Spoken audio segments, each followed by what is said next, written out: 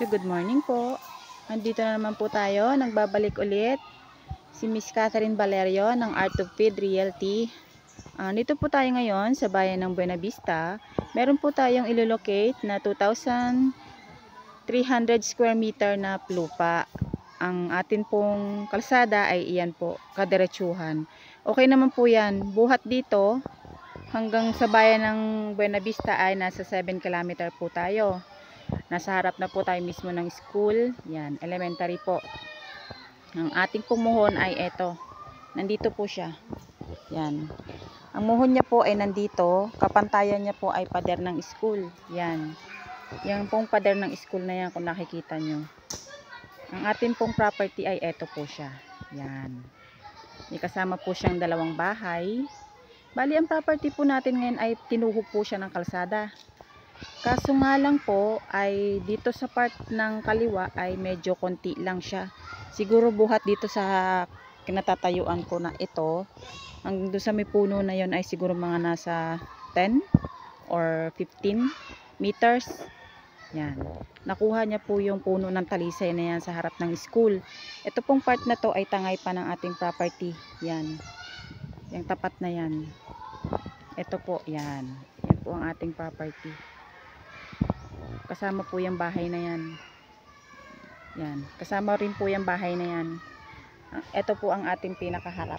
Yan. Ang ating pong frontage ay nasa 30. Yan. Hagip po itong puno ng niyog na ito, ng kataasan ng niyog na yan. Yan. Hagip po yan. Ang part po ng lupa natin ay ito po, hindi to kasama. Buhat po sa mga puno na yan hanggang doon po.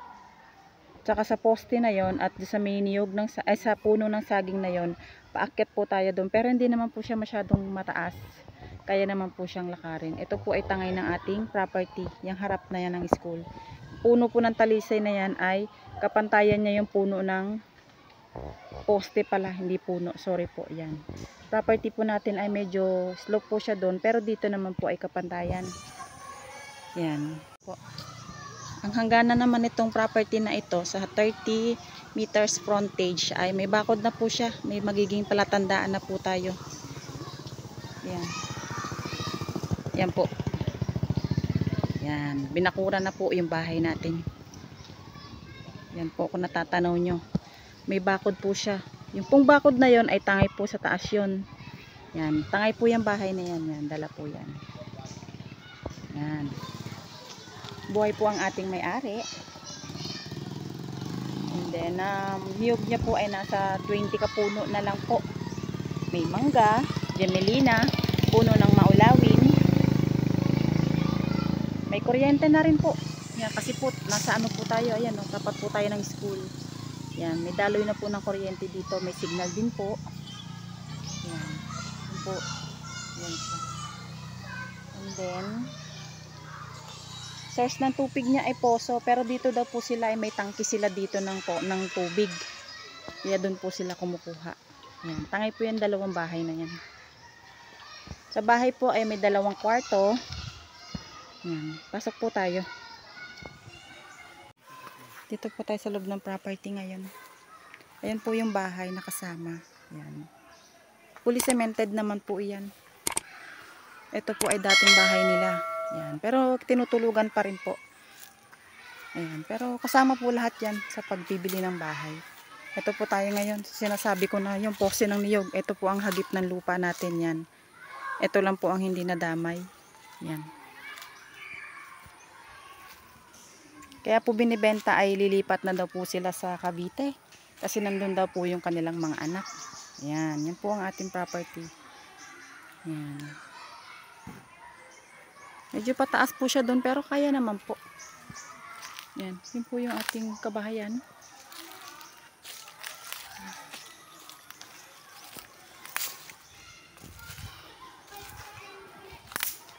Kainaman lang po dito kasi harap na po siya ng ano talaga.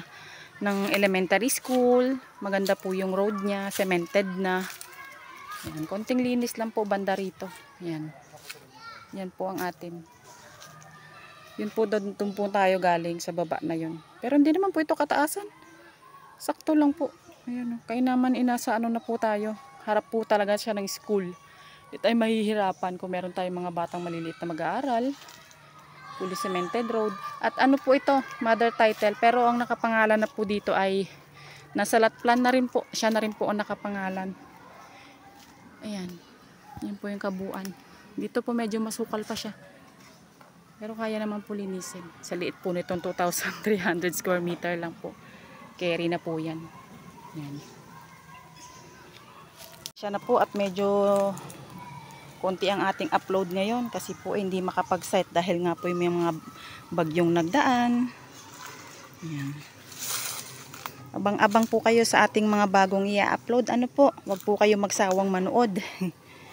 Ayan. Ako nga po ulit po si Miss Catherine Valerio ng Art of Field.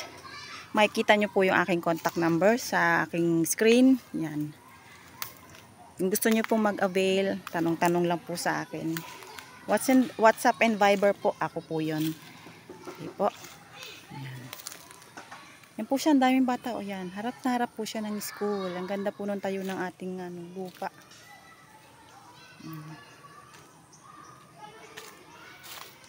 So hanggang dito na lang po ang ating video. Maraming salamat po. Yeah!